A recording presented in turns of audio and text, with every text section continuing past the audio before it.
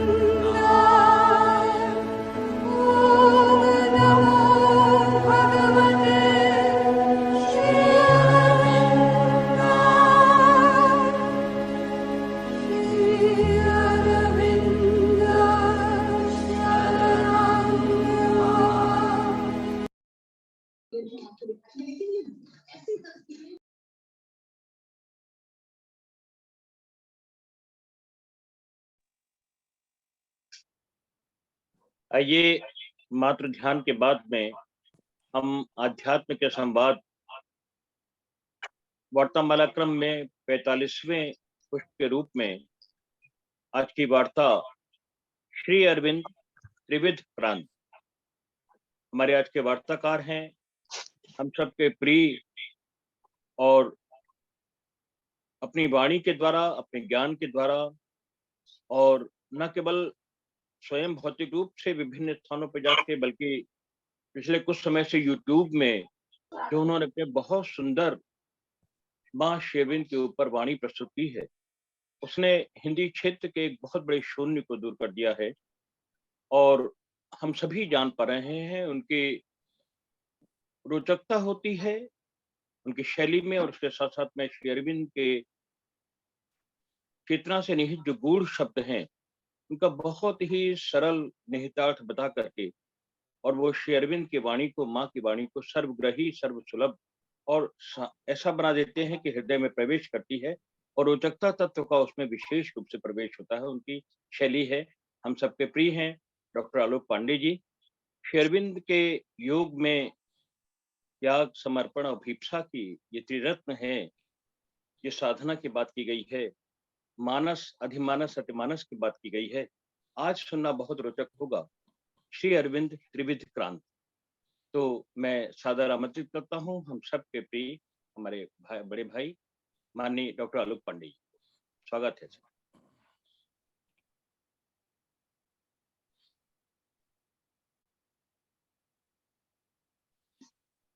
जय माँ। सबसे पहले तो ये भजन जिन्होंने गाया, जिस प्रकार से गाया, जिस भाव से गाया, बहुत अद्भुत था। और उसके बाद फिर 1972 का सुनील दा का म्यूजिक सब कुछ नीरवता की ओर ले जा रहा था। और यही प्रार्थना है कि उस नीरवता से ही वह वाणी प्रस्फुटित हो जहां से शब्द का जन्म होता है। श्री अरविंद के जीवन को जब हम देखते हैं या उसके बारे में लिखते हैं तो अक्सर लोग उसको इन भागों में, स्लॉट्स में, कंपार्टमेंट्स में डाल के देखते हैं। स्टूडेंट, उसके बाद रिवॉल्यूशनरी, फिलोसोफर, योगी, पोइट, इत्यादि इत्यादि अनेकों कंपार्टमेंट। लेकिन अगर जैसे व्यक्ति वास्तव में बटा हुआ नहीं होता है, हालांकि ऐसा प्रतीत होता है, और कालखंड के हिसाब से हम कह सकते हैं कि कौन सा पक्ष सामने था, किंतु यह भी उतना ही सत्य है कि श्री अरविंद की क्रांति में एक कवि का बहुत ही संवेदनशील हृदय दिखाई देता है। और ना केवल कवि का संवेदनशील हृदय, उस क्रांति में एक योगी की झलक भी पाई जाती है। उस क्रांति के पीछे एक अद्भुत फिलॉसफी, एक अद्भुत दर्शन छिपा हुआ है। यही चीज हम उनकी सभी धाराओं में देखते हैं। उनकी कविता में एक क्रांति है, उनकी कविता में एक योगी है, उनकी कविता में एक ऋषि है। उनकी कविता में जो कहा गया कि लवर ऑफ मैनकाइंड, ये शब्द मुझे बहुत अच्छा लगता है CR दास का, profit of nationalism and lover of Mankind. ये सारी चीजें हर जगह हमको दिखाई देती हैं। उनके दर्शन में एक काव्य है, उन्होंने जो दर्शन, इवन जो उन्होंने प्रोज के रूप में लिखा है, और दर्शन में एक क्रांति है। तो श्री अरविंद एक प्रकार से क्रांति के प्रणेता हैं, और ये क्रांति आवश्यक होती है जब काल की गति धीरे धीरे धीरे, युग का उन्मेष जब एक अवतार करके जाते हैं, तो एक लंबे समय तक उस अवतार का तेज, उस अवतार की शक्ति, ऊर्जा, उनकी भौतिक उपस्थिति, हालांकि वो हमारी दृष्टि के पार चले जाते हैं, वो उस युग को एक लंबे समय तक, और जो उन्होंने वाणी गिफ्ट में दी होती है स्क्रिप्चर के रूप में, एक लंबे समय तक राष्ट्र को, संसार को, मानवता को एक धुरी पर रखती है, एक दिशा देती है, एक मार्ग दिखाती है या खोलती है और आगे ले जाती है, लोक संग्रहार्थ, द मार्च ऑफ मैनकाइंड।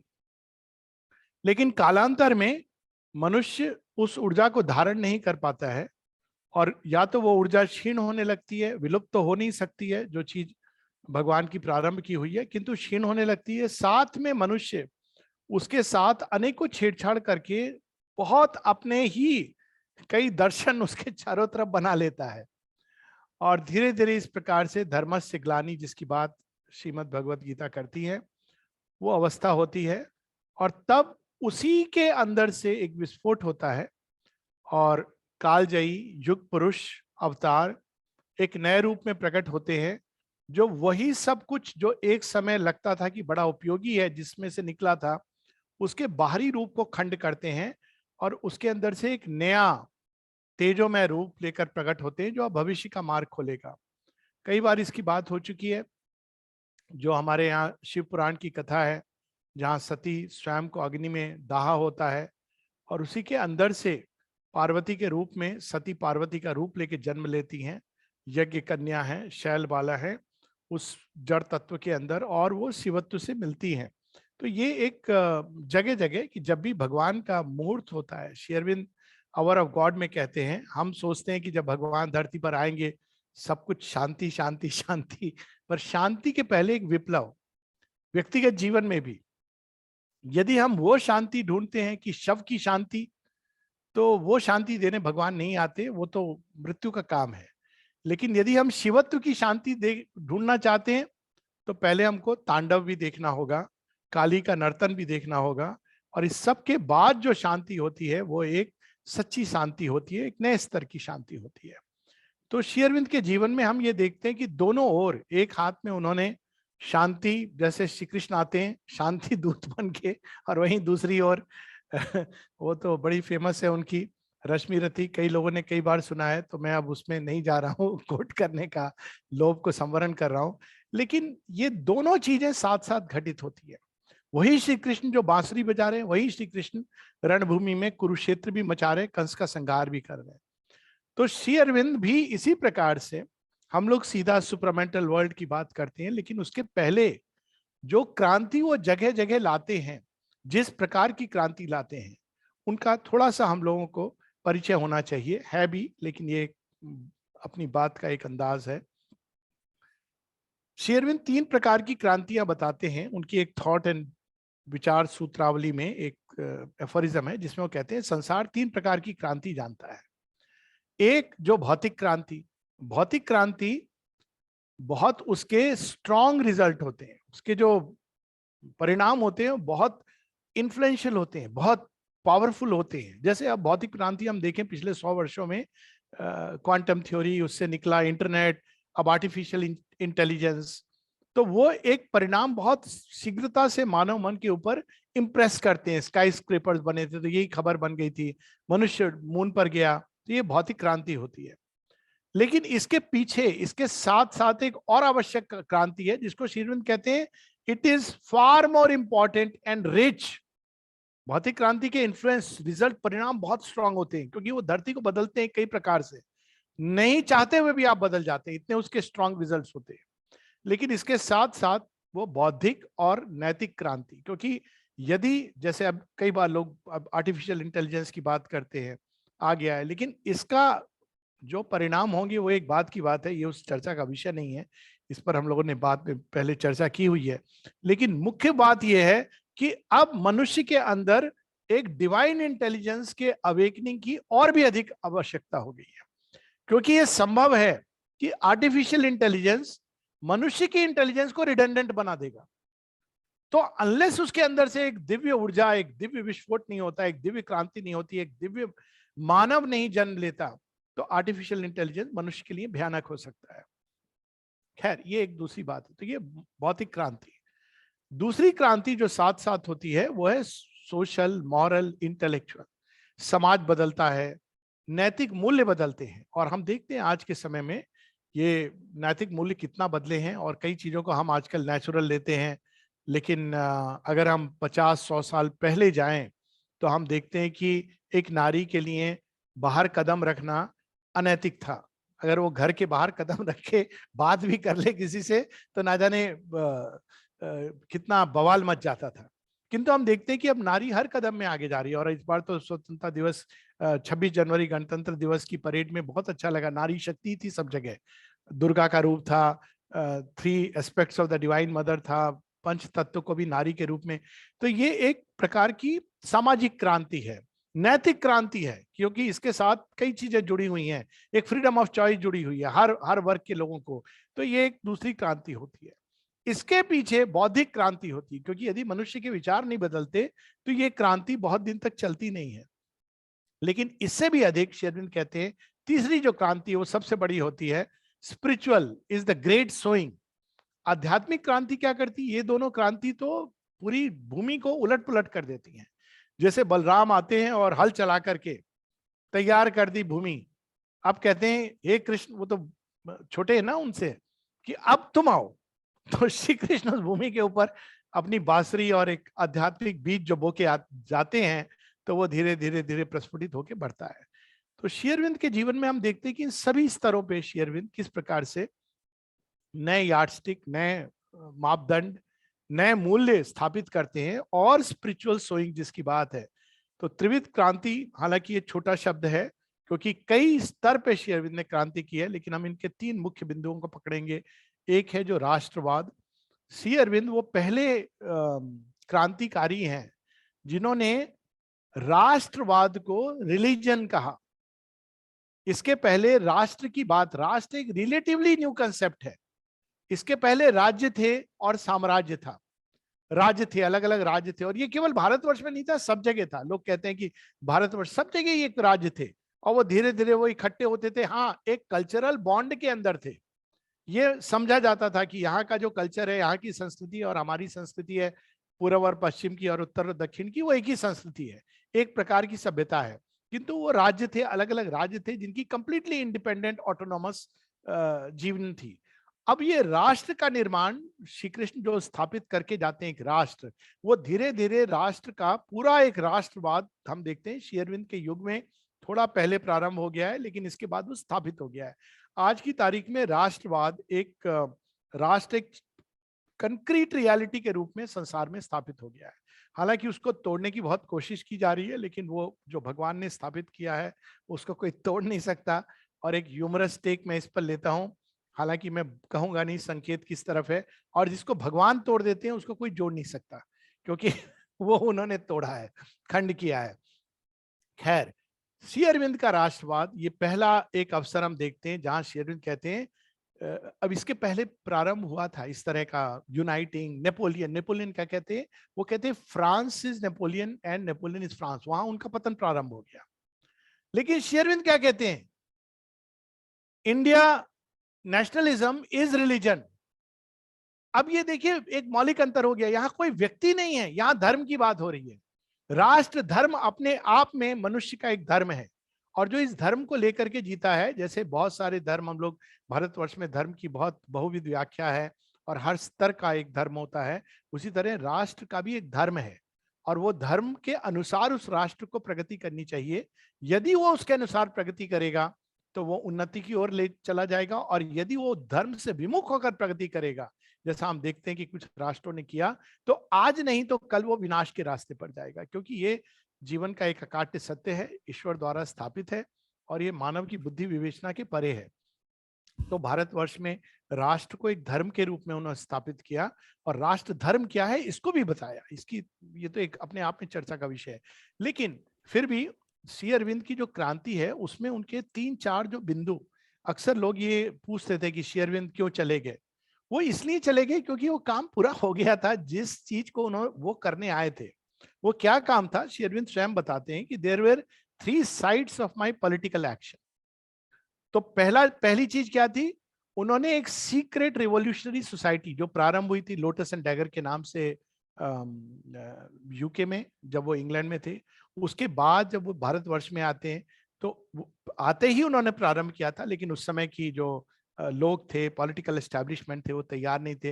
लेकिन 1902 में बाघ जतिन इत्यादि के साथ उन्होंने अनुशीलन समिति, सीक्रेट, जिससे खुदीराम बोस जुड़े, बाद में नेताजी सुभाष चंद्र बोस इत्यादि से निकल करके आए, तो उन्होंने एक प्रकार की सीक्रेट रिवॉल्यूशनरी एक्टिविटी प्रारंभ की, जिसका मूल उद्देश्य था भारत को स्वतंत्र करना, political freedom and physical freedom from the British.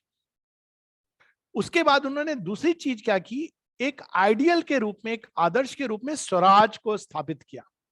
Swaraj का जो आइडियल है, हालांकि स्वराज शब्द पहले उपयोग में हुआ है, बाद में नहीं, ये ना गांधी जी का शब्द है, वास्तव में तिलक जी ने भी साथ ही साथ अडॉप्ट किया है। लेकिन श्री अरविंद स्वयं बताते हैं कि ये कोई बेंडेकर, जहां तक मुझे याद है, हो सकता है मैं इसमें गलत हो नाम, लेकिन जो महाराष्ट्र की भूमि से कोई थे, उन्होंने ये शब्द प्रयोग में लाए थे, और श्री अरविंद ने इसको पूरा का पूरा लिया, और स्वराज क्या ये उन्होंने बताया। और यहाँ पे उन्होंने एक अलग प्रकार के राष्ट्रवाद का निर्माण किया, हम सबको दिया, और वो कहते हैं स्वराज 2 भूमि पर होना चाहिए, एक भूमि अंदर का स्वराज।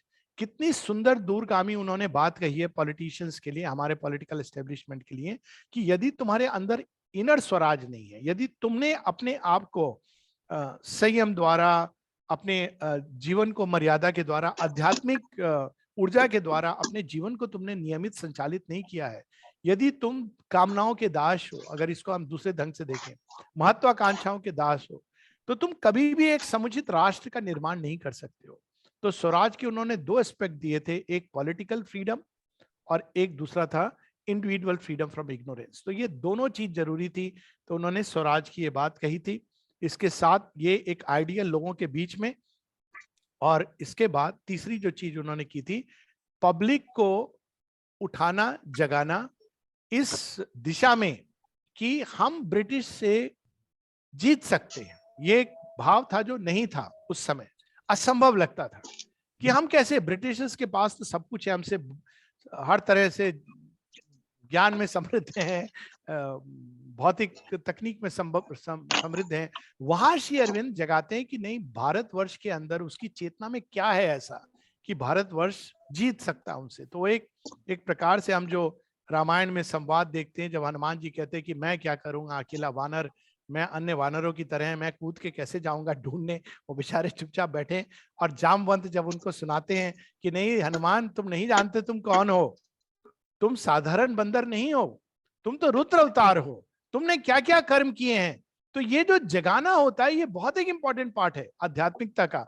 जब स्वामी विवेकानंद ने शंखनाद किया कि मैं उस धर्म से आता हूं जो ये कहता है कि मनुष्य की मूल प्रकृति दिव्य है, इट इज अवेकनिंग, कि अच्छा अरे हमको तो पाप बोध से मुक्त कर दिया उन्होंने, अब सेकंड स्टेप इज दिव्य प्रकृति को बाहर लाना।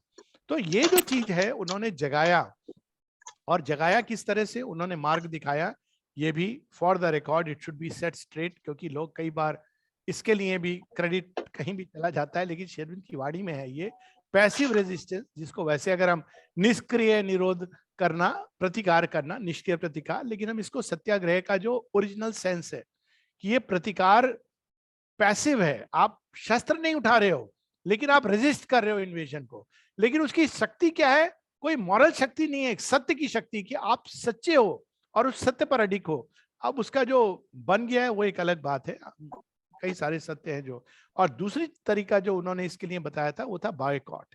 बॉयकॉट यानी कि हम जो स्वदेशी और बॉयकॉट साथ साथ जाते थे कि हम स्वयं सक्षम है। मेक इन इंडिया का वो ओरिजिनल सेंस है कि हम सक्षम है सब कुछ करने के लिए, हम बनाएंगे और हम अपनी चीजों को उपयोग में लाएंगे, हमारी मिलें सब कुछ बना सकती हैं, सब कुछ में हम सक्षम हैं। और उस समय श्री अरविंद ने ये बीज बोया है। अब हम देखते हैं कि कुछ पॉलिटिकल एस्टैब्लिशमेंट ने ये बीज को पकड़ा है कि हम सक्षम हैं, हम स्वदेशी का अर्थ ये नहीं होता है कि हम अपने को कन्फाइन कर लेंगे या अन्य राष्ट्रों के साथ हमारा आदान प्रदान नहीं रहेगा, it does not mean that. इसका अर्थ ये होता है कि हम बनाएंगे, हमारी अपनी तकनीक है और हम भी आदान प्रदान करेंगे। जैसे हम चीजों को लेते हैं, हम चीजों को देंगे, वो तो एक लार्जर कंटेक्स्ट है, जो जहां अच्छा है हम लेंगे, लेकिन फिर भी हम क्यों ना अच्छी चीजों को, टेक्नोलॉजी को, हर चीज को, व्यापार हो, इंडस्ट्री हो, मिलिट्री हो, उनमें इक्विपमेंट बना सकते हैं। तो ये श्री अरविंद ने ये बीज बोया था स्वदेशी का। ये तीनों चीजें उन्होंने प्रारंभ की थी।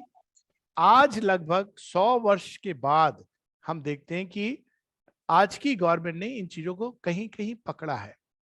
और इसके बाद अंत में जाने के पहले उन्होंने भारतवर्ष में भारत की आत्मा को स्थापित किया था। ये कह देना कि ये मिट्टी का टुकड़ा नहीं है, जो एक प्रकार की विचारधारा कहती है। एक प्रकार के पेट्रियोट होते हैं, वो कहते हैं नहीं हम भूमि की रक्षा करेंगे, लेकिन वास्तव में ये भूमि है। अब इसमें और उसमें मूल अंतर क्या है? एक और होता है कि जब हम कहते हैं कि हम सन ऑफ द सॉइल हैं। अब सन ऑफ द सॉइल की समस्या है क्योंकि जमीन का बंटवारा हो सकता है। अभी हाल में बहुत सुंदर बात, आज मतलब ये एक पॉलिटिकल मंच नहीं है, लेकिन जो सुंदर बातें कहनी चाहिए, एक बड़ी अद्भुत बात वर्तमान ऑनरेबल प्राइम मिनिस्टर ने कही कि दूध को नहीं बांट सकते हो, जमीन को बांट सकते हो। दूध कैसे बांटोगे? अब ये देखिए, दूध क्या, एक ही माँ का दूध। माँ कौन है? राष्ट्र। भारत हमारी माता है, माता का बंटवारा नहीं हो सकता है, भूखंड का बंटवारा हो सकता है। अब देखिए एक डिफरेंस कितना कुछ बदल देता है। यदि वो केवल भूखंड है तो बट सकता है, तुम एक टुकड़ा ले जाओ, तुम एक टुकड़ा ले जाओ, तुम्हारा मन नहीं है। जब वो कह रहे नहीं वो माँ है, माँ का आप हाथ पांव नहीं काट के दे सकते कि एक बेटा एक हाथ ले गया, दूसरा बेटा दूसरा पांव ले गया, ये संभव नहीं है।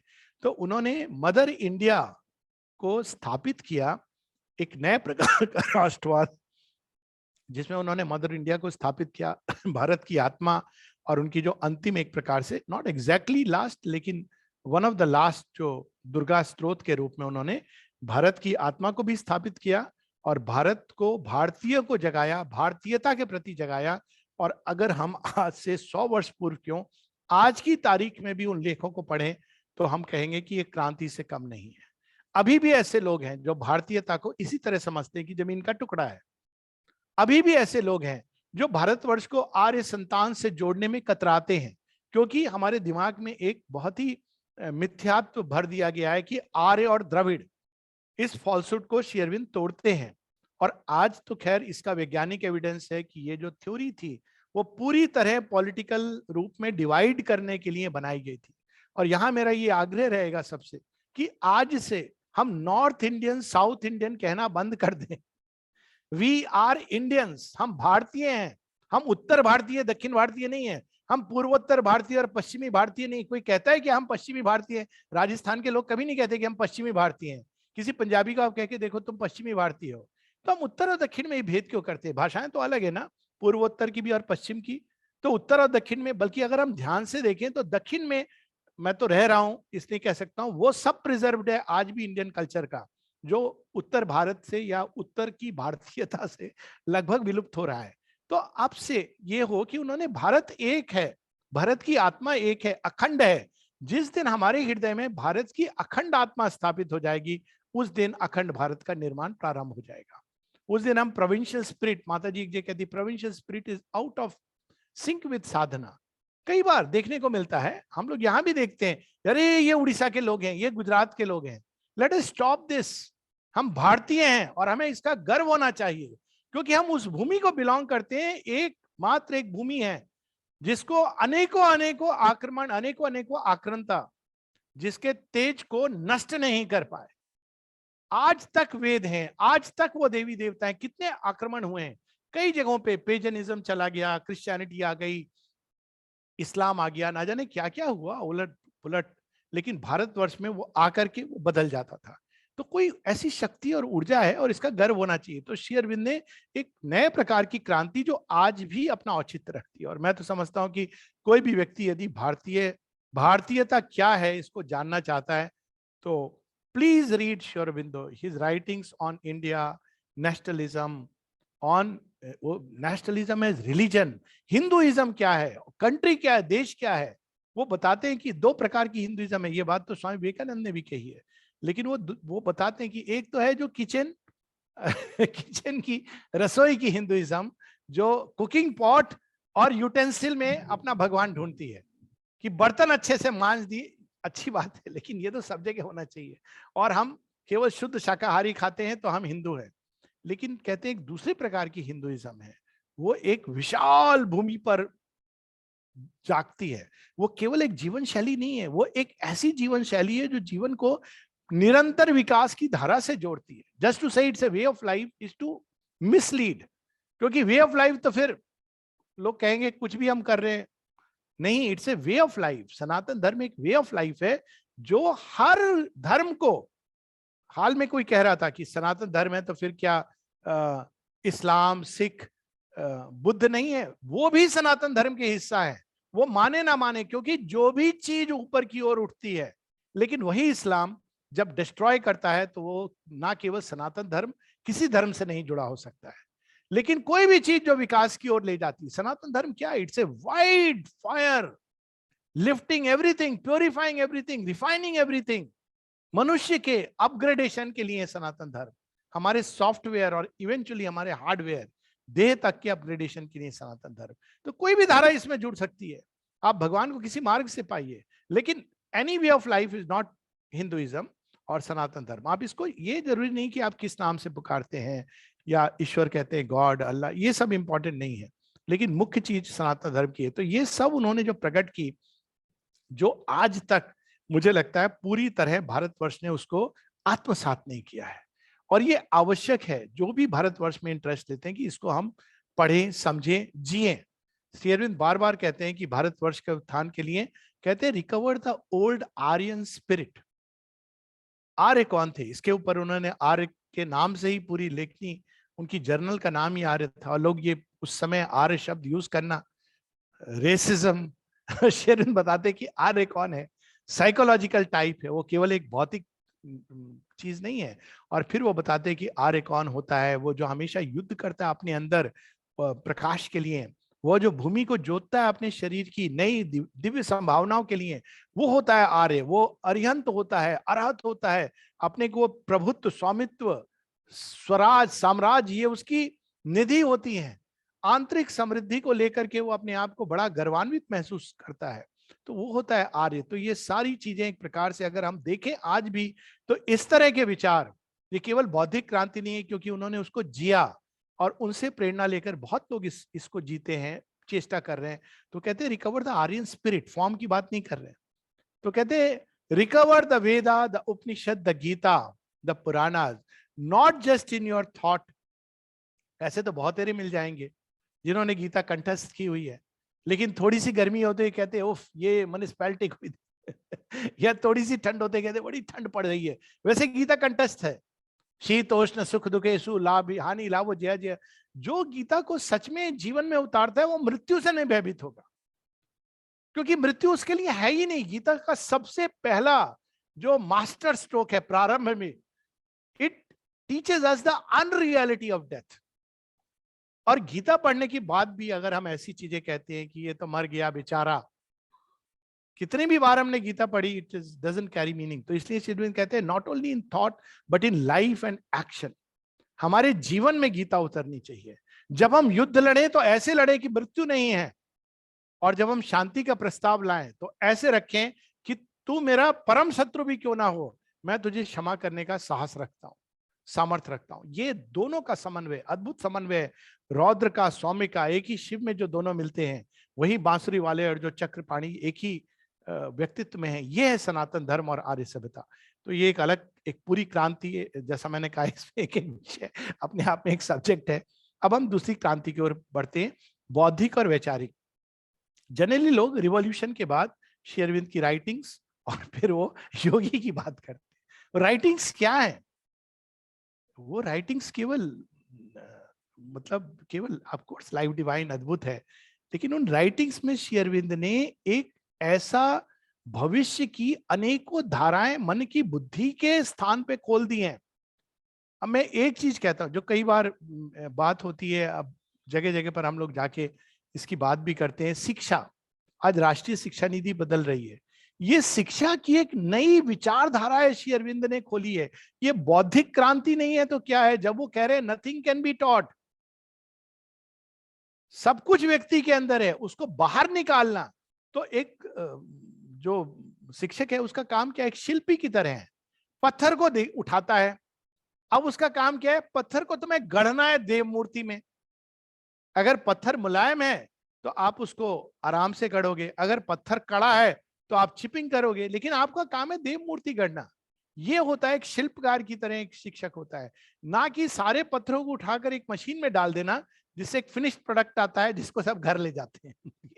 ये शिक्षक का काम नहीं है।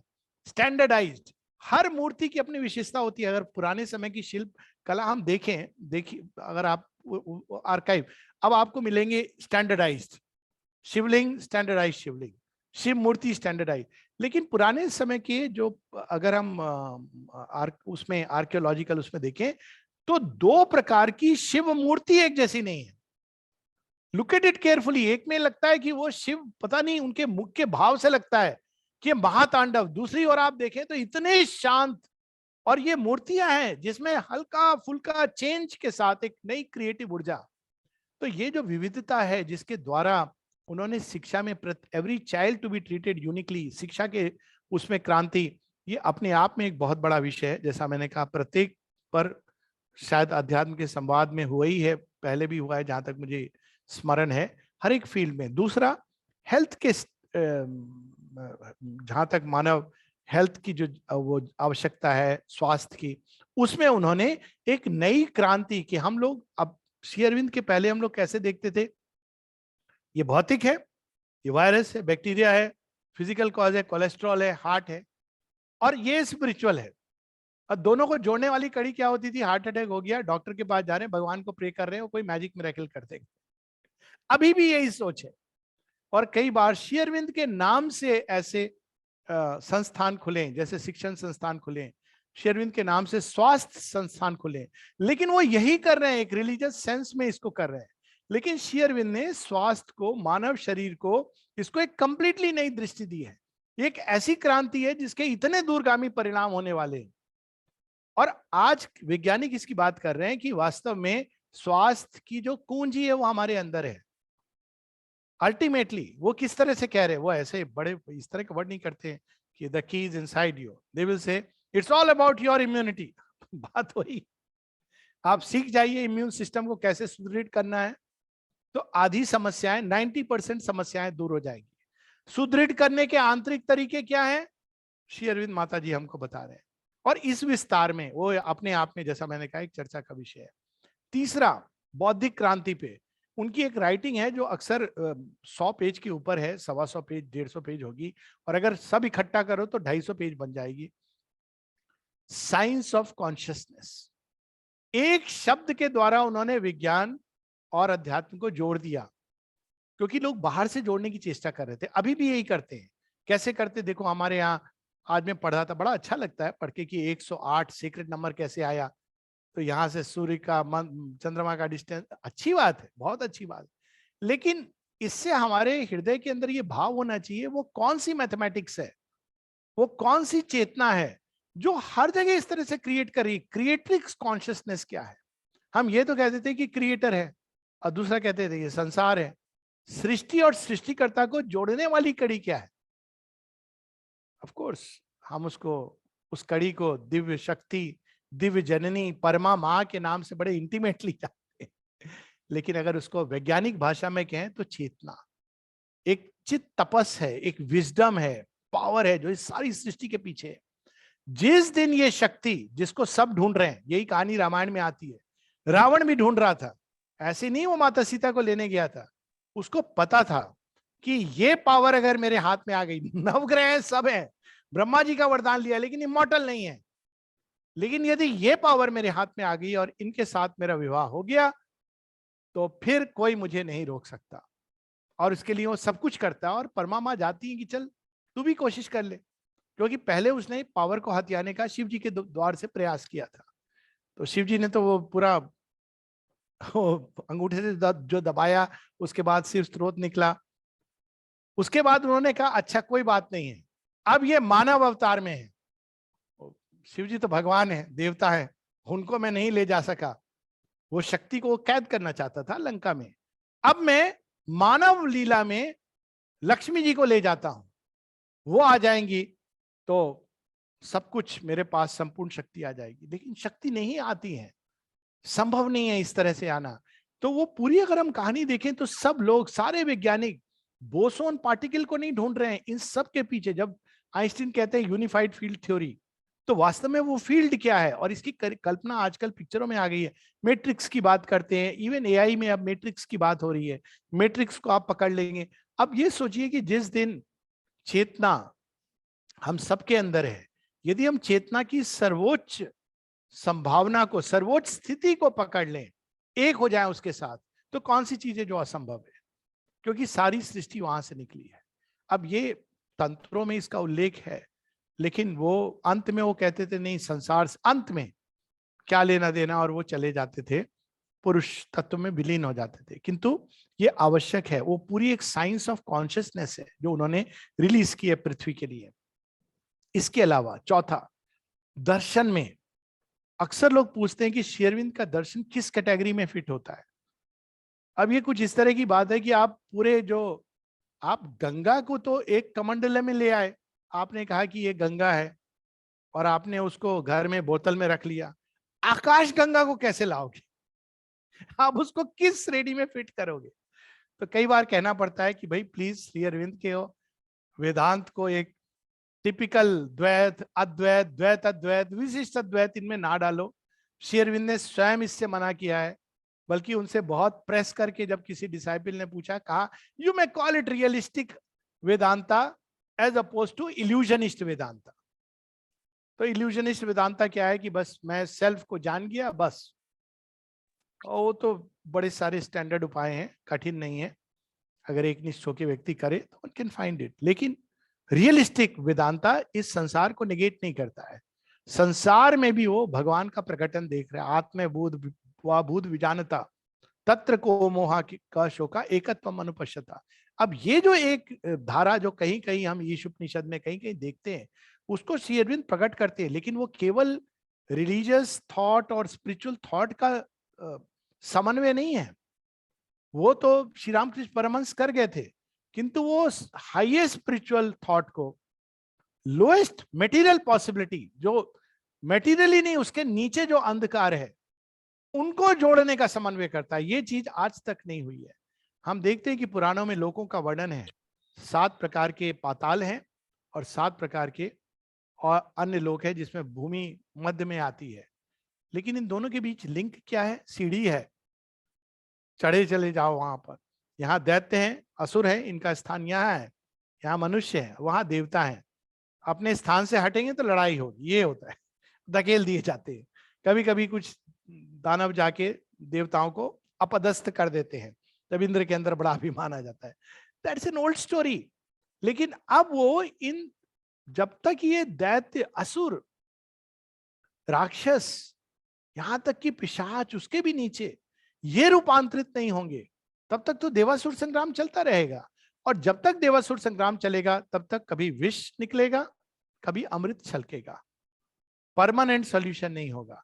तो श्री अरविंद एक यहाँ नई बौद्धिक क्रांति, एक केवल एक दर्शन के स्तर पे, कि this must change, base must change. और बेस मस्ट चेंज के लिए वो आगे सोशल रिफॉर्म की जब बात करते हैं, अक्सर वो कहते हैं कि लोग सोशल रिफॉर्म में क्या करते हैं, बाहर से बदलते हैं। और बाहर से बदलना बड़ी अटपटी सी चीज है, क्योंकि आपने अंदर की चेतना को नहीं बदला। और मुझे तो अपनी कहानी याद आती है, थोड़ी हंसी वाली कहानी है, कि वो एक वो आप सब जानते हैं, कृष्ण जन्माष्टमी पर झूलन लगता था सावन के समय, तो वहां पर झांकियां होती थी। तो मुझे किसी ने 1-2 राजभोग का लालच देके कहा तुम बन जाओ। तो मैंने कहा बहुत अच्छा, मुझे तो अच्छा लगता है, ड्रामा व्रामा कर लेंगे। तो उन्होंने मुझे कहा लास्ट में जाके पूरा रस कदम राजभोग का लालच दिया है, अब कह रहे हैं तुमको द्रौपदी बनाने का। ये क्या बात हुई? द्रौपदी कैसे बनूं? मेरे अंदर कुछ भी द्रौपदी का भाव नहीं है। बच्चा था, द्रौपदी बन गया। वो सारा ड्रामा चल रहा है, इतने मेरे माता पिता और मेरी बहन आई देखने के लिए। उन्होंने कहा मुन्ना, और मैं भागा। झांकी बंद की गई और भागा, तो साड़ी कहीं खुल रही है कुछ, क्योंकि अंदर में मेरे परिवर्तन नहीं हुआ है। मैं द्रौपदी के अंदर अपने को ढाल नहीं पाया, द्रौपदी की पीड़ा को नहीं समझ पाया, द्रौपदी के रोष को नहीं समझ पाया। शायद उस भाव में होता तो कोई पहचान नहीं पाता, लेकिन मैंने वस्त्र बदल लिए। ये रिफॉर्म में हम करते हैं, बाहर से हम रिफॉर्म करते हैं। नारी आंदोलन फॉर इंस्टेंस, क्या करें हम? बाहर से कपड़े बदल दो। अब कपड़े बदल दो, पुरुष के कपड़े पहनने से थोड़ी चेंज आता है। पुरुष महिलाओं के कपड़े पहन ले, इट्स ओके, वो चेंज नहीं है। लेकिन अंदर की चेतना, जिस दिन नारी जानेगी कि वो शक्ति है, कौन पुरुष उसके मार्ग में आके उसको रोक सकता है? जिस दिन पुरुष ये जानेगा कि देवी मेरे अंदर भी है, वो हर नारी का पूजन करेगा। बड़ी सुंदर बात थी रिपब्लिक डे में, अगेन मेरे तो आंखों में आंसू आए जब मैंने वो शुरू हुआ उस श्लोक के साथ, कि जहां नारी को की पूजा नहीं होती, वहां देवता नहीं आते। का ये भारत, नव भारत का उन्मेष हो रहा है। अब इसको हम अपने एक्शंस में भी डालें, केवल वर्ड तो बहुत अच्छी। ये भारतीय क्रांति है। क्रांति ये नहीं कि आपने कपड़े बदल लिए, ये विदेशों में ये हुआ इस प्रकार की। लेकिन आप अंदर बदले, कपड़े आप पहनो, ये कपड़े with age they change, it's okay, it's the least important part. इसका, कपड़ों का, वस्त्रों का केवल इतना महत्व है कि जो आपकी अंतरात्मा का सत्य है वो प्रकट होना चाहिए, इतना ही अंतर है।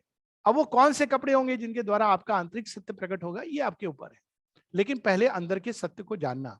तो सोशल लेवल पर भी उन्होंने, और नारी का तो सबसे बड़ा उन्होंने जो आंदोलन किया है, कि पहली बार हम देखते हैं राधा के साथ कृष्ण हैं, लेकिन राधा कृष्ण की शक्ति है, सब जानते हैं, लेकिन ओपनली फ्रंट में नहीं है। फ्रंट में तो कृष्ण ही खड़े हैं। राम के साथ सीता है, लेकिन संसार स्वीकार नहीं कर सकता। तो सीता आश्रम में है, या असुर के साम्राज्य में एक एक एक प्रकार से असुर ने उनका अपहरण किया हुआ है, या आश्रम में निष्कासित किया हुआ है। सीता फ्रंट में नहीं है, जगह जगह पर है। जीसस के साथ मेरी मैग्डलिन है, लेकिन उनका उल्लेख करना ही पाप माना जाता है। कहीं कहीं आप सुनेंगे बुद्ध के साथ सुजाता है, जो मार्ग दिखा रही हैं उनको, लेकिन अभी भी अगर आप जाएंगे बोध गया में भी, तो इस तरह से नहीं उनको प्रेजेंट करते हैं। वो तो एक अज्ञानी औरत है जिसने आकर के कुछ कह दिया और बुद्ध ने आके उनको ब्लेस कर दिया।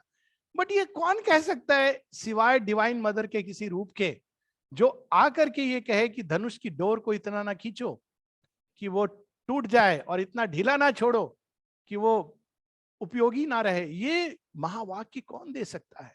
कोई साधारण नारी जो वन देवी की उपासना करने गई हो। सो जगह जगह ये हुआ है, लेकिन नारी सदैव पीछे रही है। पहली बार हम देखते हैं अब तो ये चीज होने लगी है। एक मीराबाई थी जो संत थी, जिसको निष्कासित कर दिया था, और उसके बाद का सूखा हम सब जानते हैं राजस्थान में। लेकिन पहली बार कि श्री अरविंद नारी तत्व को, शक्ति को, फेमिनाइन को फ्रंट में रखते हैं। इसके दूरगामी परिणाम होने वाले हैं, और ये हम लोग देख रहे हैं जगह जगह। भारतवर्ष में भी बहुत अच्छा लगा, नारी आर्मी में है, फाइटिंग आर्म्स में, और फाइटर प्लेन्स उड़ा रही है। तो ये क्योंकि श्री अरविंद ने ये एक साइलेंट ऑकल्ट एक्शन है, जहां पे उन्होंने जो एक्शन किया है वहीं एक नई धारा बहनी शुरू हो गई है। और इस प्रकार की और एक उसमें कई ऐसी धाराएं हैं जो बौद्धिक स्तर की क्रांति की है। उनमें से एक है मांत्रिक पोइट्री। अब तक हम लोग मंत्र जो किताबों में लिखे हैं हम उनको पढ़ते थे, और अब उससे कोई लाभ उठाते थे जो इस पर मेडिटेट करते थे। लेकिन मंत्र आने बंद क्यों हो गए? वही पुराने मंत्र क्यों चल रहे? क्या ऋषि आने बंद हो गए? अब श्री अरविंद बताते हैं कि मंत्र क्या है, मंत्र दृष्टा कौन है। अब वहां वो कहते हैं कि जैसे जीवन के प्रत्येक भाग को उच्चतम ऊंचाई तक उठाया जा सकता है, mantra is the highest intensity of human speech. वाणी जो मनुष्य का एक विशेष दान है, जिसका सबसे अधिक दुरुपयोग होता है तोड़ने में, खंड करने में। वह वाणी, उसके अंदर यह शक्ति है कि वो मंत्रविद्ध हो सकती है, और मंत्रविद्ध वाणी से जो कहा जाता है वो सत्य होता है। ये आज भी संभव है।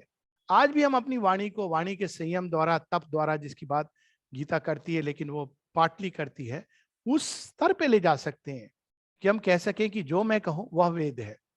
क्योंकि वो वेद वाणी कोई किताब की वाणी नहीं है। अंदर के सत्य को, संसार के अंदर छिपे सत्य को आत्मा साक्षात्कार करती है और वाणी का रूप देती है।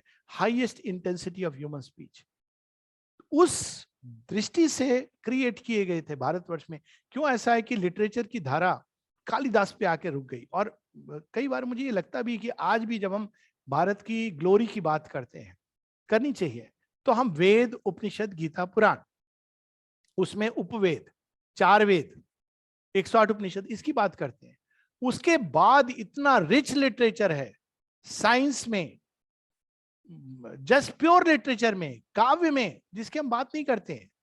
जैसे एक फेवरेट है कालिदास, तो श्री अरविंद ये सब स्पष्ट करते हैं। इतिहास की बात करते हैं but not as literature, just as literature. Valmiki and Vyasa, Shri Aurobindo कहते हैं वाल्मीकि, व्यास और कालिदास, ये तीनों एक ऐसे स्तंभ हैं, केवल लिटरेचर की दृष्टि से हम देखें तो अद्भुत है। तो श्री अरविंद केवल इसकी बात नहीं करते हैं, हमको वो फ्यूचर पोइट्री के प्रयोग द्वारा हमको बताते हैं कि मंत्र क्या है। अब लोग कहेंगे ठीक है, श्री अरविंद के लिए आसान था, लेकिन व्हाट अबाउट अस? तो अब वो सावित्री में ऐसा क्लू छोड़ देते हैं, as when the mantra sings in yoga's hear, कि मंत्र की वाणी को जब हम सुनते हैं और उस मंत्र के साथ एक होते हैं, तो हमारे अंदर भी वही द्वार खुल जाता है जहां से वो मंत्र उतरा है। अब ये एक ऐसा मंत्र उन्होंने इस में तो बहुत सारे उन्होंने क्रांति की है जो लगभग स्पिरिचुअल में जाती है, पर दो का मैं केवल एक वर्णन करूंगा। सावित्री मंत्र है, तो लोग कहते हैं कि हाँ, वेदों में भी मंत्र है, गीता भी मंत्र है, उपनिषद भी मंत्र है, तो what is the difference? Savitri is the मंत्र ऑफ ट्रांसफॉर्मेशन। इसकी जो ऊर्जा है, शक्ति है, वो अलग है। सावित्री हमारे अंदर रूपांतरण, और इसका मैं एक सिंपल उदाहरण जो रोज घटित होता है, मन उदास है, दुखी है, लग रहा है कि मृत्यु सामने खड़ी है, just read a few lines of Savitri from anywhere, marvellous effect. क्यों? क्योंकि वो रूपांतरण का मंत्र है, वो अंदर की अवस्था को एकदम बदल सकती है। ऑफ कोर्स अगर रिसेप्टिविटी है तो बहुत अच्छी बात है, किंतु उसके अंदर ये पावर है कि वो रूपांतरित, अब रूपांतरण अल्टीमेट सेंस में भी है, लेकिन रूपांतरण बहुत सारी हमारी अवस्था है जो बड़ी डिप्रेस्ड है। अगर कोई चीज को हम पढ़ते हैं केवल उसके प्रभाव से, हम मृत्यु के, मैंने तो देखा है अपने एज ए चिकित्सक, मैंने लोगों को मृत्यु के भय से मुक्त होते हुए देखा है। टर्मिनल स्टेज कैंसर में मृत्यु सामने खड़ी है। मैंने सुना था कि भागवत सुनने से परीक्षित को, राजा परीक्षित को मृत्यु के भय से मुक्ति मिल गई थी, और दुंदुभी भी मुक्त हो गया था, पढ़ा था। लेकिन सावित्री से मैंने देखा है क्यों? उसके अंदर वो पावर ऑफ ट्रांसफॉर्मेशन है। तो एक नए प्रकार का मंत्र और नए प्रकार की फ्यूचर पोइट्री, रिद्म इत्यादि, वो अपने आप में एक अगेन विस्तृत विषय है। तो just reading any of Shri Aurobindo's poetry, the golden light came down into my brain, the gray rooms of my mind sun touched became a bright reply to wisdom's occult plane, a calm illumination and a flame. Thy golden light came down into my throat, and all my speech is now a tune divine, a pain song of thee, my single note. My words are drunk with the immortal wine. Thy golden light came down into my heart, smiting my life with thy eternity. And now has it grown a temple where only thou art, and all its passions point towards only thee. Thy golden light came down into my feet, and all my earth is now a playfield and thy seat. Divine worker, पूरी गीता का सार लोग पता नहीं कहां कहां देते हैं. I face earth's happenings with an equal soul. In all are heard thy feet. Life's whole tremendous theorem is thou complete. अब देखिए, ये तो लगता है कि उन्होंने सारी सृष्टि 4 पंक्तियों में डाल दी है.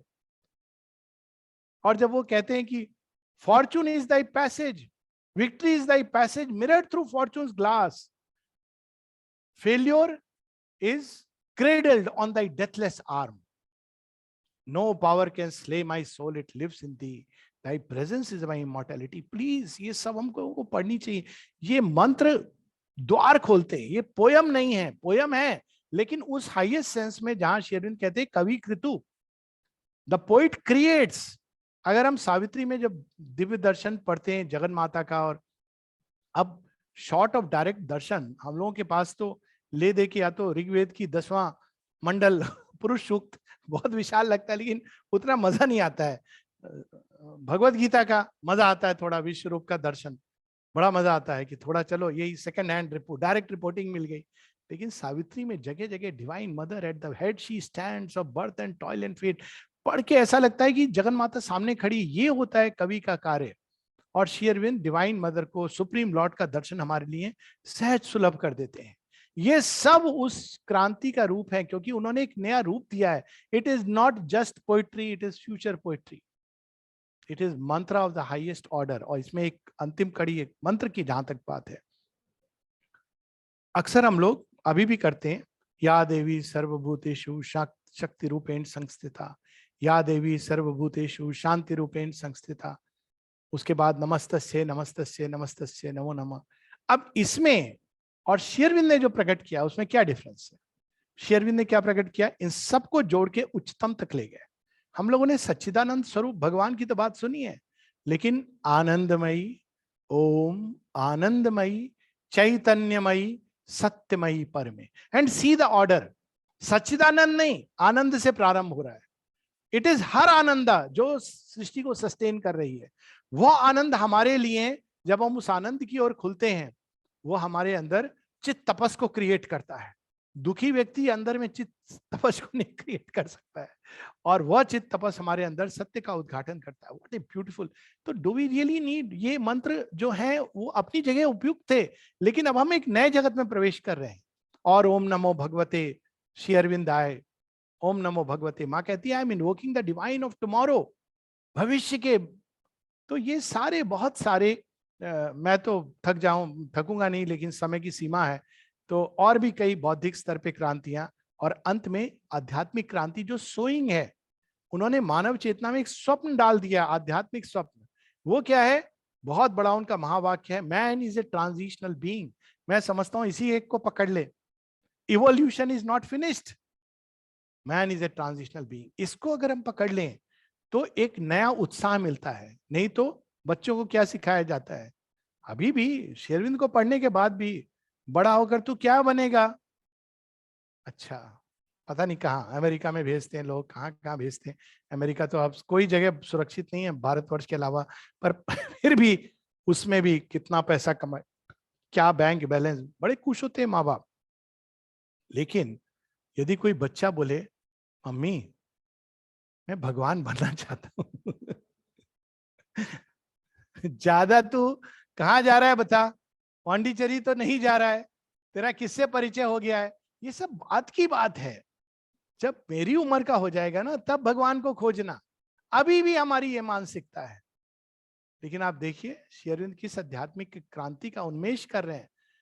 सावित्री में उसका वर्णन है, वर्णन ये है कि I saw the omnipotent's flaming pioneers come crowding down the amber stairs of birth, faces that wore the immortal's glory still, voices that communed with the ineffable, feet echoing in the corridors of time, prophets and lovers and kings. ये कौन है जो आ रहे हैं? उन्होंने दूसरा तरीका, एक ऐसी आध्यात्मिक क्रांति प्रकट कर दी है कि आने वाली संतान, हमने ये तो सुना था भागीरथ ने गंगा के अवतरण से सगर की 60,000 संतानों को मुक्त कर दिया।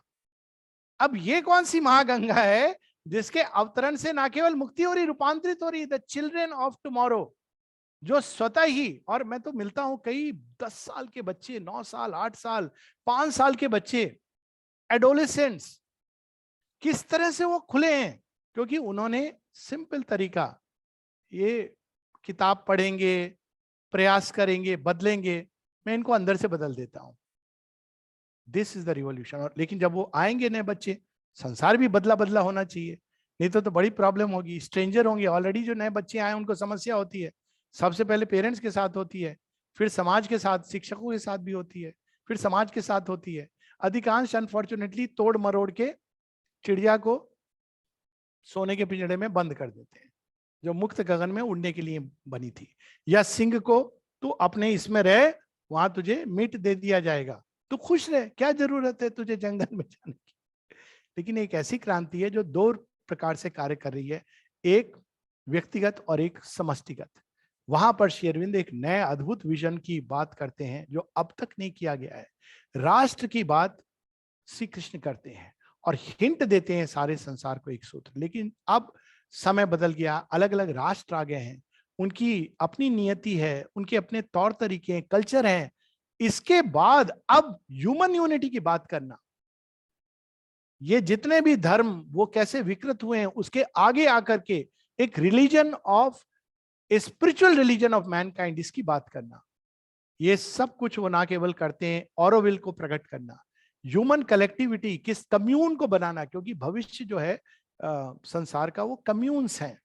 राष्ट्र रहेंगे लेकिन कम्यून्स में डेवलप करेगी।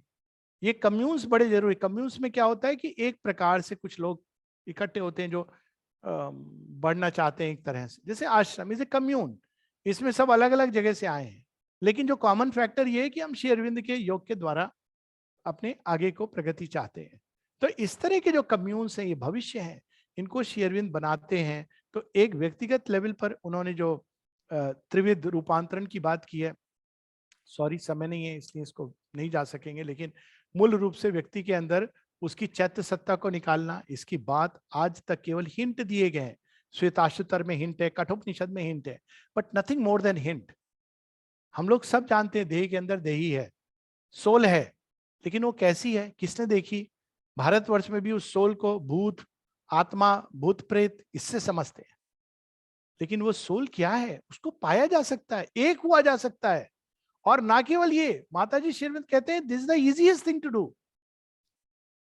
सेल्फ रियलाइजेशन ये सब दूर की बात है, इस चाबी को ढूंढ लो, इसको पकड़ लो, immediate program find the soul, और उस चैत्य के माध्यम से सारी प्रकृति के अंदर turn to the right and the light, discerning intelligence जो सोल के टच से अवेकन होती है। हम लोग self realisation with a capital self की तो बात करते रहे, वो तो सीधा विश्व के परे जो परमात्मा है, लेकिन यहां पर चैत्य सत्ता जो हमारा व्यक्तिगत इंडिविजुअल डिवाइन है, जो हमें गाइड करेगा रादर देन कोई रूल बुक, वो चैत्यकरण या सोल के द्वारा पूरे जीवन का, प्रकृति का चेंज। उसके बाद मनुष्य की चेतना, उसकी ऊर्जा, उसकी कैपेसिटीज का उन्नयन। रीजन की जगह, आज बड़ी सुंदर किसी ने एक भेजी थी, शेरिन की एफोरिज्म है, replace reason with ordered intuition. Reason का काम क्या, ऑर्गेनाइज करता है डेटा, वो केवल सेंसेस ने डेटा दिया उसको ऑर्गेनाइज करके कहता है ये सर आपकी फाइल है, सारा सच इसके अंदर है, लेकिन सच नहीं है, क्योंकि डेटा कहां से मिला है, सेंसेस से मिला है। वो सच कैसे हो सकता है? सेंसेस अगर सच बताती हैं तो ये सच हो सकता है, लेकिन सेंसेस तो रिपोर्ट करेक्ट करती नहीं है, तो रीजन फाइल बना के सिस्टम्स के रूप में हमारे ब्रेन के अंदर डाल देता है। किसी चीज का सत्य मैटर, हाँ रीजन की एक फाइल बनाई हुई थी उसने, फिजिक्स मैथमेटिक्स हम कहते हैं, लेकिन शेरविन कहते हैं कि सत्य रीजन द्वारा नहीं जाना जा सकता, इंट्यूशन के द्वारा। और वो अंतर्भास में हम कैसे उठें जगें, और फिर रीजन का क्या स्थान रहेगा, इंट्यूशन द्वारा जो हम सत्य को रिसीव कर रहे हैं उसको वो ऑर्गेनाइज करेगा, गूंथेगा, और उससे जो चीज प्रकट होगी वो सही होगी। उसमें वो सेंसेस का डेटा ले सकता है। कई बार हम देखते हैं, शेरविन कहते थे उसका फोटो देख करके वो फोटो के पीछे क्या है, तो it can take the initial data from the senses, but it will not stay with the limited truth of the senses which is hardly any truth. It will use it, वो उसको उपयोग में लाएंगे उस चीज के सत्य, तब वो चीज हमारे सामने आएगी कि एक जाने सब जने, या एक विज्ञाति सर्वम, वो तब हमारे सामने प्रकट होगा। तो ये सब कुछ उन्होंने इस सेकंड लेवल पे जो स्पिरिचुअलाइजेशन, जिसमें सेल्फ रियलाइजेशन, ये सब कुछ है, देवताओं से परिचय, देवियों से परिचय, उन शक्तियों से, ऊर्जाओं से परिचय जो विश्व को चलाती हैं, मतलब एक प्रकार से वर्ल्ड पर्सनालिटी। एक एक व्यक्ति जो इस दिशा में बढ़ेगा वो अपने आप में पूरे विश्व को संचालित करने का सामर्थ्य रखेगा। It is the next step in the making. इस तरह से वर्ल्ड लीडर्स बनेंगे, उस तरह से नहीं कि वो जो टिपिकल मैनेजमेंट स्कूल में, इस तरह से। और ये हम देखें पुराने समय में कैसे कैसे ये लीडर्स थे भारतवर्ष में, एक से एक।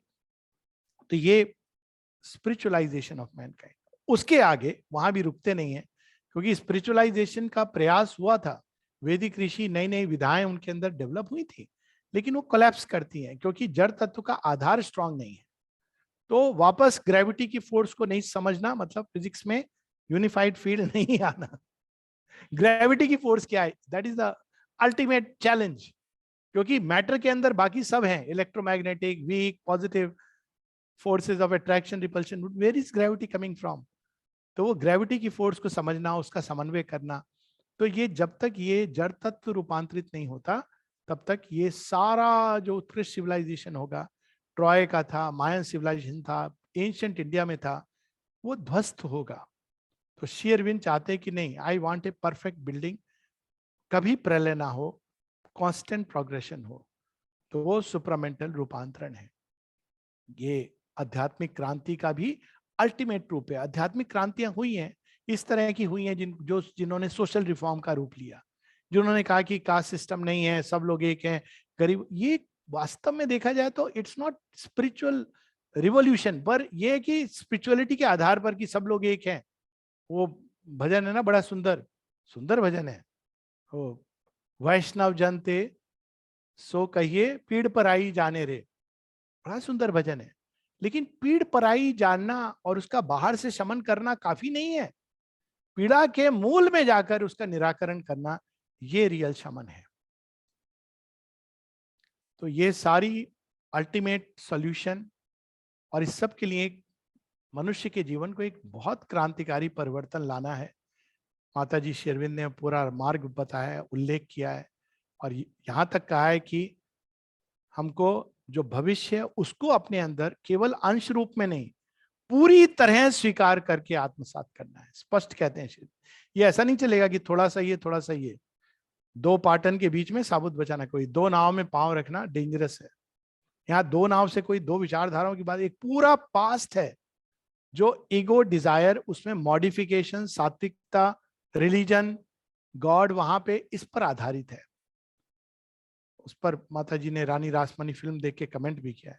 और एक पूरा नया जगत है जो ईश्वर का व्यक्ति के अंदर दिव्य संकल्प के द्वारा प्रकटन, चैत्य को इंडिविजुअल का आधार बना के, जड़ तत्व को पूरी तरह नमनीय और रिजु बना के, ग्रहणशील बनाकर पूरे जीवन का, व्यक्ति का और समाज का और संसार का रूपांतरण है।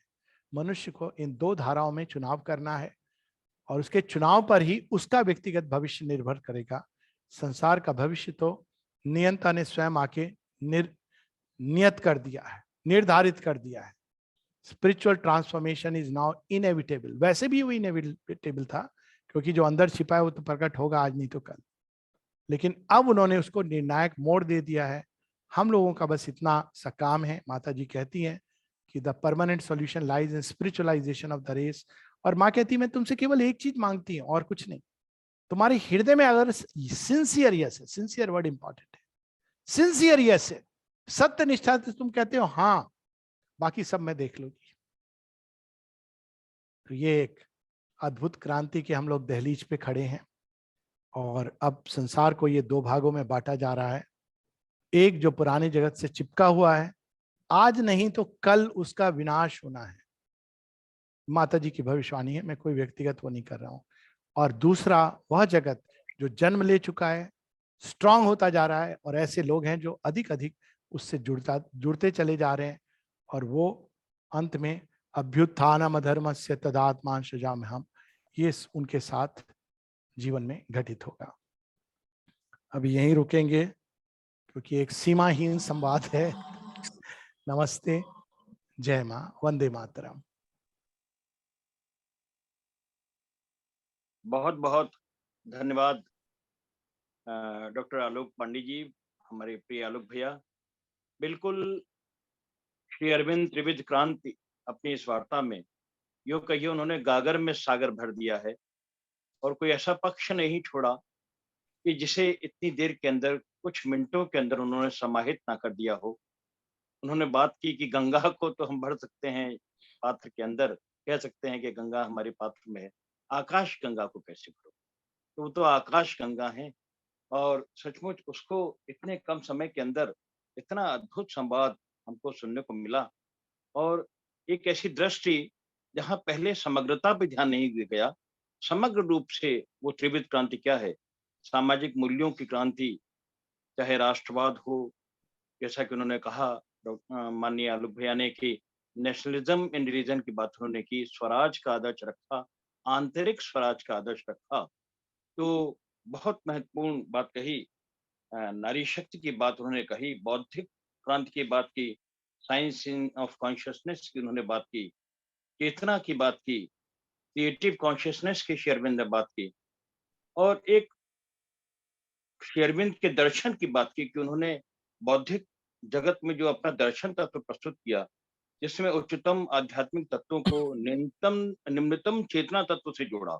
ये बहुत बड़ा सूत्र वाक्य उन्होंने हमको दिया है कि श्री अरविंद ने ये जो दर्शन प्रस्तुत किया, संभवतः इससे पूर्व कभी नहीं हुआ। जैसा उन्होंने कहा कि उच्चतम आध्यात्मिक तत्व को निम्नतम चेतना तत्व से जोड़ दिया, उनका ये दर्शन तत्व है। द्रौपदी का बड़ा सुंदर उनका अपना व्यक्तिगत उदाहरण था, और उन्होंने नारी तत्व की सही अर्थों में स्थापना की। श्री अरविंद ने मांत्रिक पोइट्री की शुरुआत की, और फ्यूचर पोइट्री उनकी भावी कविता सावित्री, जैसा कि डॉक्टर साहब ने बताया कि सावित्री इज द मंत्र ऑफ ट्रांसफॉर्मेशन। और वो कहते हैं कि सावित्री मृत्यु से भय से मुक्ति दिलाती है, और अपने व्यक्तिगत अनुभव बताए कि कैंसर के रोगी को भी मृत्यु का भय नहीं रहा। डॉक्टर साहब ने golden light divine worker poem पढ़ी, उनका ज्ञान अथाह है, और हम सबको बड़े आनंद की ऐसी गंगा में बहते हैं कि लगता है कि ये चलता ही रहे, चलता रहे। आनंदमयी, चैतन्यमयी, सतमयी परमे की डॉक्टर साहब ने बात की। और सबसे अंत में जो उन्होंने महत्वपूर्ण तत्व जुड़ा आध्यात्मिक क्रांति का, कि जैसा कि कहा कि man is the transitional being, और ये कहा कि इवोल्यूशन जो है अभी फिनिश नहीं हुआ है। ह्यूमन यूनिटी की श्री अरविंद ने बात की आध्यात्मिक क्रांति में, और मनुष्य की चेतना के उन्नयन की बात की, साथ साथ में मानवता का आध्यात्मिकरण और स्पेशलाइजेशन ऑफ मैनकाइंड की बात की, जड़ तत्व के रूपांतरण की बात की। तो इस तरह से अगर हम देखें तो आज की जो कुछ वार्ता थी वो इतनी अद्भुत वार्ता थी कि इतने इतने कम समय के अंदर और समग्र श्री अरविंद का जो है वो हमारे सामने प्रस्तुत हो गया। वो अति बहुत ज्यादा सीखने वाला था। मैं हृदय से उनके प्रति आभार व्यक्त करता हूँ, श्री अरविंद सोसाइटी हिंदी क्षेत्रीय समिति की ओर से। और अभी हमारे पास 5 मिनट हैं, अगर डॉक्टर साहब इजाजत दें तो अगर किसी के मन में कोई प्रश्न हो तो आप अवश्य पूछिए, अपनी हाँ, शंका। अवश्य अवश्य। जी जी, अवश्य। उनका आदेश है हमारे लिए। और कोई मन में जिज्ञासा हो तो आप अवश्य पूछिए इन 5 मिनट का उपयोग सदुपयोग करते हुए। नमस्ते जी, जय श्री माँ। जय मां, जी जय मां। हाँ, आमंत्रित है। श्रद्धेदा नमस्ते, सुबोध बोल रहा हूँ। मेरा एक हाँ प्रश्न हाँ है। हाँ, कहिए। आपने अभी बोला था कि mantra is the highest intensity of human speech, right. और हाँ जी। उसमें होता भी है, जब साधक साधना करता है तो मंत्रों से उसको बहुत एक लगाव हो जाता है और वो उनके द्वारा डिवाइन से कनेक्ट होने की कोशिश करता है। एक फरवरी 2017 की अग्निशिखा में जो ये आते हैं कॉट्स, इसमें एक कॉट है कि जो व्यक्ति सच्चे रूप से श्री अरविंद के मार्ग का अनुसरण करता है, जैसे ही उसे इस मार्ग का अनुभव प्राप्त होना शुरू होगा, उसके लिए अपनी चेतना को किसी भी देवी और देवता की पूजा में या उन सब की सम्मिलित पूजा में लगाना असंभव हो जाएगा। तो मेरा प्रश्न ये थोड़ा सा व्यक्तिगत है कि जैसे मैं श्री अरविंद के जो मंत्र हैं, ओम आनंदमयी जो आपने बताया है, सावित्री का जो मंत्र है ओम तत्सवितुर्वरम, इनका जो अभ्यास करता हूँ उसके साथ साथ मेरे मन में कभी ये विचार आता है कि निर्वाण मंत्र जो माँ ने 4 शक्तियां बताई हैं, उसका भी मैं जाप कर लूं। तो क्या ये अलग अलग चीजें हैं, इसको सम्मिलित नहीं किया जा सकता क्या? ठीक है, देखिए, नहीं ऐसा है कि ये एक अलग अलग स्टेज पे हम सब इवॉल्व करते हैं और हर व्यक्ति का ये एक बड़ा व्यक्तिगत वो है। कुछ लोग हैं मैं जिनको जानता हूँ, वो श्री कृष्ण और श्री अरविंद दोनों के तरफ उनका अनुराग रहता है, तो ऐसा नहीं कि भगवान इससे नाराज हो जाएंगे। तो अब ये एक, लेकिन जो उन्होंने बताया है कि वो देवी देवता पर मतलब असंभव हो जाएगा, वो उसका जो औचित्य है वो यहाँ से आता है। वैसे हमारे शास्त्रों में भी है कि गुरु साक्षात परब्रह्मा तस्मै श्री गुरु वे नमः, तो उसमें गुरु के अंदर सभी देवी देवताओं को देखना, लेकिन साथ में श्री अरविंद कहते हैं सभी देवी देवताओं में गुरु को देखना। तो इसको एक एक व्यक्ति की अपनी एक इवोल्यूशन होती है। तो एक तरीका ये रहता है कि जो माताजी श्री अरविंद में हम सबको देखते हैं, लेकिन कई बार होता है आप कहीं पर नहीं भी जाने का मन है तो आप चले गए, ले जाए गए, तो वहां जो भी देवी देवता हैं या जो भी हैं उनके अंदर भी हम माँ श्री अरविंद को देखें। ये मेरे साथ तो ये रोज होता है। मैं नर्सिंग होम में जाता हूँ, वहां श्री कृष्ण जी खड़े हुए हैं द्वार पे, पता नहीं किसने उनको, अब श्री कृष्ण जी से मेरा बचपन का बड़ा मित्रता का संबंध है, ऑनेस्टली लाइक ए फ्रेंड। अब मैं कहता हूँ कि आपने मुझे पूरी तरह श्री अरविंद की ओर ट्रांजिट कर दिया, तो मैं कभी उनके सामने खड़ा होकर कहता हूँ ओम नमो भगवते श्री अरविंदाय, कभी उनको जय मां कह देता हूँ और बड़ा मजा आता है कि अब ऐसा नहीं कि मैं उपेक्षा करके, क्योंकि श्री अरविंद एक जीवंत सत्ता है, लेकिन उनके अंदर भी माँ को देख रहा हूं मैं। माँ सबके अंदर है, सब माँ के अंदर है। तो ये एक तरीका है, अलग अलग तरीके हैं। उसी तरह से जैसे माँ ने शिव जी के बारे में कहा he is the Lord of transformation, तो कई चीजें माँ श्री अरविंद ने अलग अलग जगह अलग अलग परिप्रेक्ष्य में कही है। और कई बार ये जो एक आध कोई कोट होता है वो एक व्यक्ति विशेष को, एक व्यक्ति मतलब एक हाईएस्ट ट्रूथ है, लेकिन कोई इमीडिएटली हर व्यक्ति पर अप्लाई करेगा ये आवश्यक नहीं है। और खासकर हमको उसको ये नहीं समझना चाहिए कि अगर हम नहीं कर पा रहे हैं तो हमारे अंदर कोई कमी है, ऐसा भी नहीं है, क्योंकि वो धीरे धीरे भगवान ले ही लेते हैं। अब इसको मैं प्रैक्टिकल उदाहरण दूं, हमारे एक मित्र हैं, उन्होंने पता नहीं कितने मिनिस्टर से उनकी जान पहचान है, तो वो जब उनको कोई मान लो ट्रैफिक पे रोक दे कोई पुलिस वाला, तो कहते हैं अपनी फोटो दिखाते हैं, इसको जानते हो? अब वो दिखा दिया उन्होंने फोटो, वो कहता है सर ये तो चीफ मिनिस्टर है यहाँ के। फिर दूसरा, इसको जानते हो? कहता है होम मिनिस्टर है। कहते हैं अब क्या चाहिए? कहते हैं सर आप जाओ। अब लेकिन अगर आप आप प्राइम मिनिस्टर के डायरेक्ट लाइन है, तो आपको कुछ कहने की जरूरत नहीं है। आप कहीं जा रहे हैं तो वहां ऑलरेडी ये मैसेज चला गया है कि भाई ये मेरा बंदा है, इसको कोई कुछ नहीं करो। तो उसी तरह से देवी देवता का रोल है, अच्छी बात है, लेकिन यहाँ पर माँ कहती है कि उनकी पूजा करना। पूजा क्या होता है? हम उनको नमन नत होते हैं उनके सामने एज एन इंडिपेंडेंट पावर। यहाँ पर सचेत रहने की जरूरत है। ये नहीं कि हम उनको प्रणाम नहीं कर सकते या मंत्रोच्चार स्वाभाविक रूप से आता है, और कई बार पुराने मंत्र जिन्होंने सहयोग दिया है, लेकिन पूजा की जो बात होती है वहां हम किसी के अधीन स्वयं को करते हैं, वो नहीं होना चाहिए। Surrender must be only to the divine mother. तो ये भाव है। लेकिन इसमें एज वी सेड हर एक व्यक्ति अपने अपने ढंग से इवॉल्व करता है, कोई हार्ड फिक्स्ड रूल नहीं बनाना चाहिए। जब होगा तो अपने आप हो जाएगा।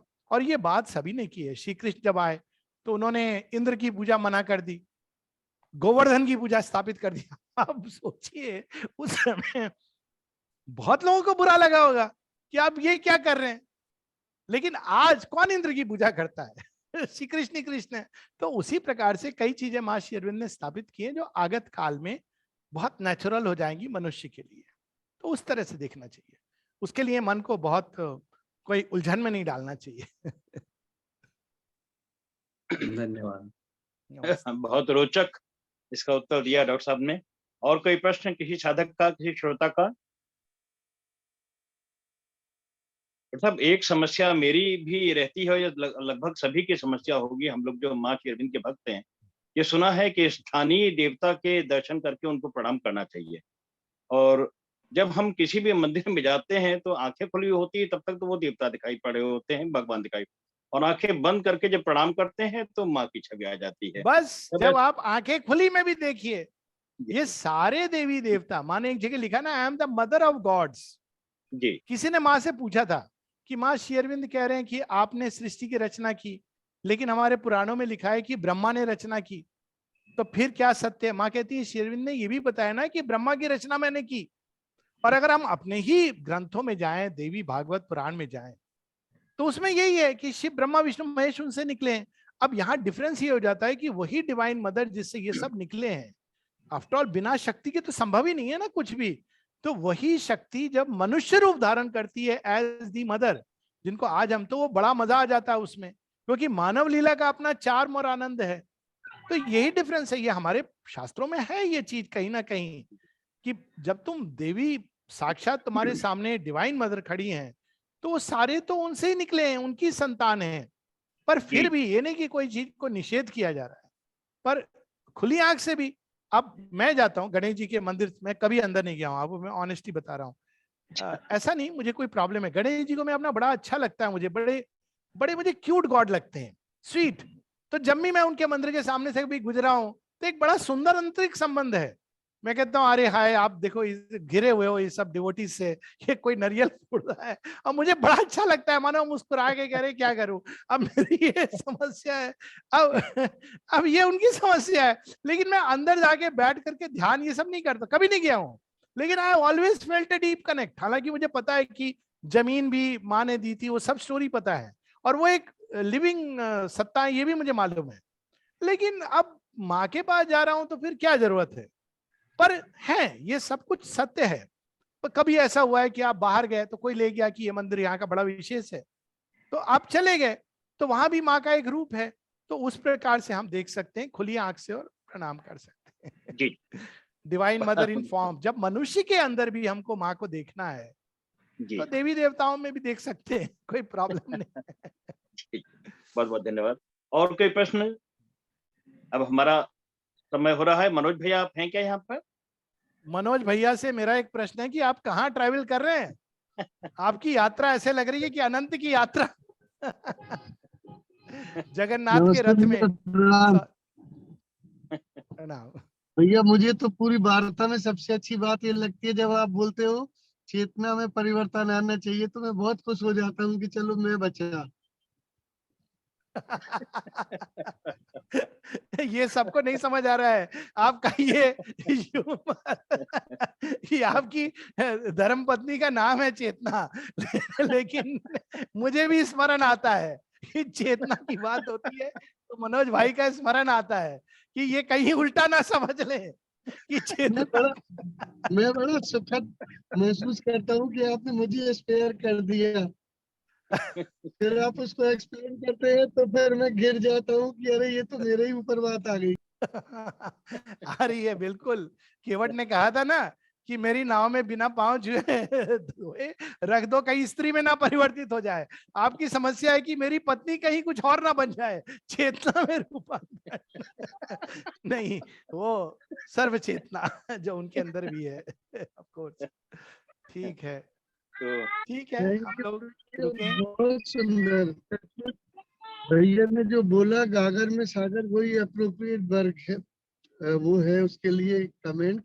इतनी सुंदर बात है, सब मंत्रमुग्ध। और मैं सोचता हूँ थोड़ा सा शांत होकर हम लोग इस चीज को आत्मसात करने का प्रयास करेंगे तो बहुत अच्छा होगा। बहुत धन्यवाद। जय माँ। धन्यवाद।